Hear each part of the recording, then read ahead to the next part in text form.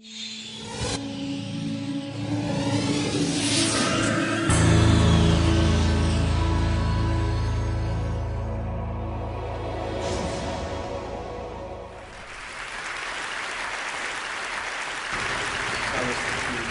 is nothing bigger or older than the universe. The questions I would like to talk about are: 1. Where did we come from? How did the universe come into being? Are we alone in the universe? Is there alien life out there?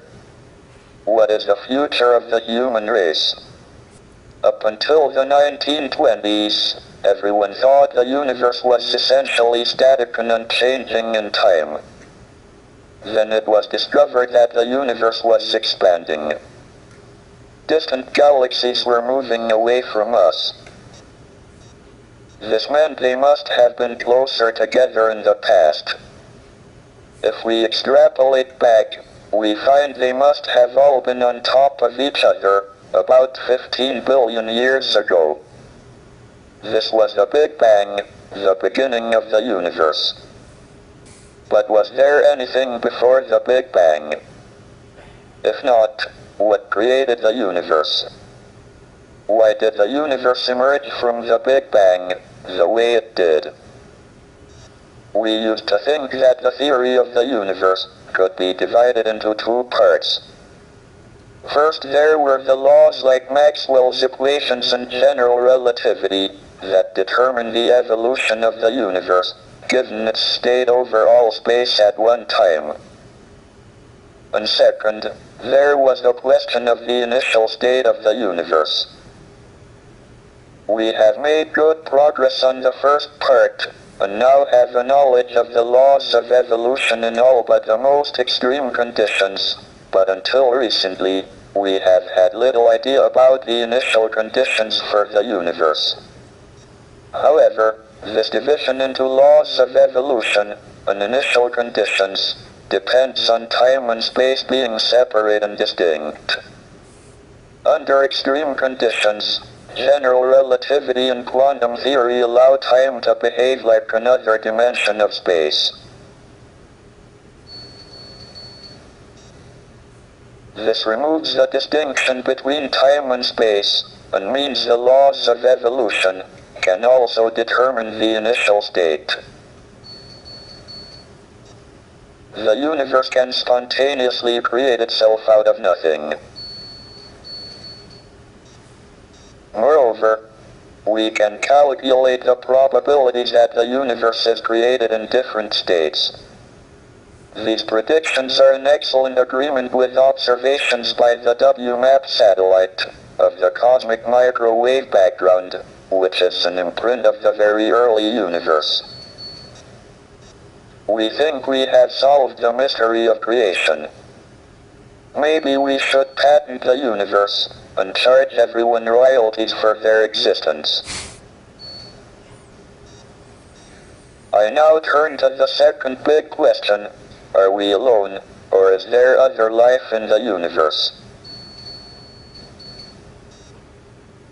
We believe that life arose spontaneously on the Earth, so it must be possible for life to appear on other suitable planets, of which there seem to be a large number in the galaxy. But we don't know how life first appeared. We have two pieces of observational evidence on the probability of life appearing. The first is that we have fossils of algae from 3.5 billion years ago. The Earth was formed 4.6 billion years ago, and was probably too hot for about the first half-billion years.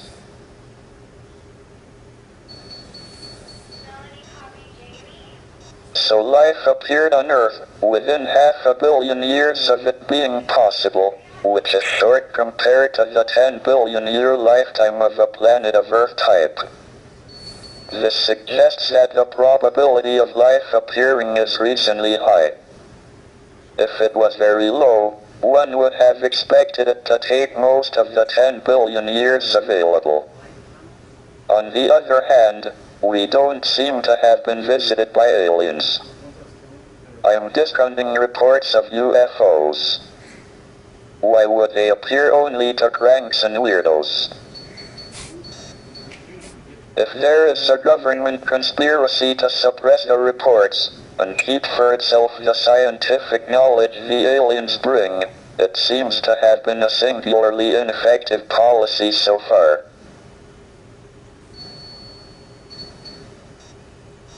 Furthermore, despite an extensive search by the SETI project, we haven't heard any alien television quiz shows.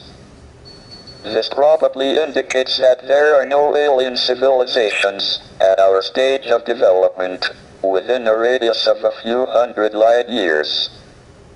Issuing an insurance policy against abduction by aliens seems a pretty safe bet. This brings me to the last of the big questions, the future of the human race.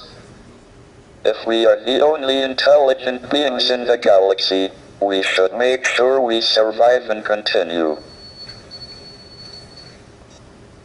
But we are entering an increasingly dangerous period of our history.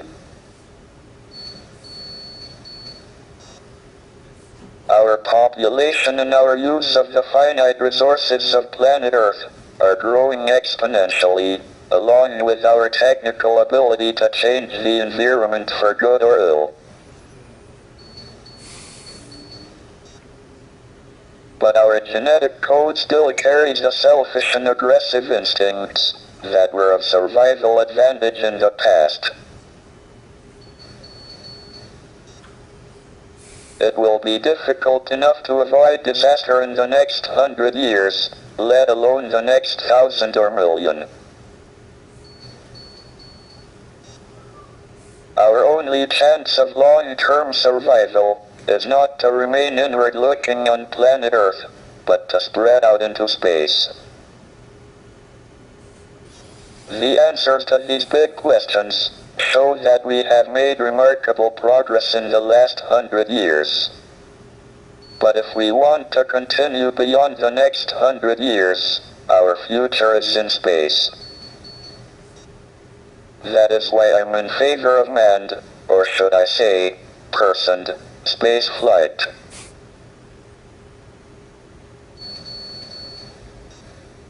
All my life, I have sought to understand the universe and find answers to these questions. I have been very lucky that my disability has not been a serious handicap. Indeed, it has probably given me more time than most people to pursue the quest for knowledge. The ultimate goal is a complete theory of the universe, and we are making good progress. Thank you for listening. Professor, if you had to guess either way, do you now believe that it is more likely than not that we are alone in the Milky Way as a civilization of our level of intelligence or higher?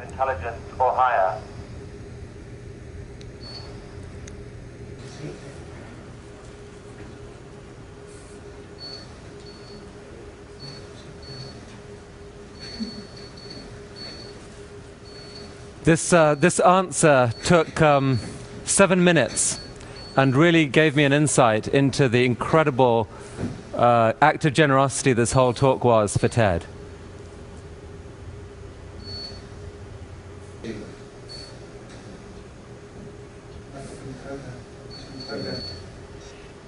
I think it quite likely that we are the only civilization within several hundred light years. Otherwise, we would have heard radio waves. The alternative is that civilizations don't last very long, but destroy themselves. Professor Hawking, thank you for that answer. We will take it as a salutary warning, I think, for the rest of our conference this week. Professor, we really thank you for the extraordinary effort you made to share your questions with us today. Thank you very much indeed.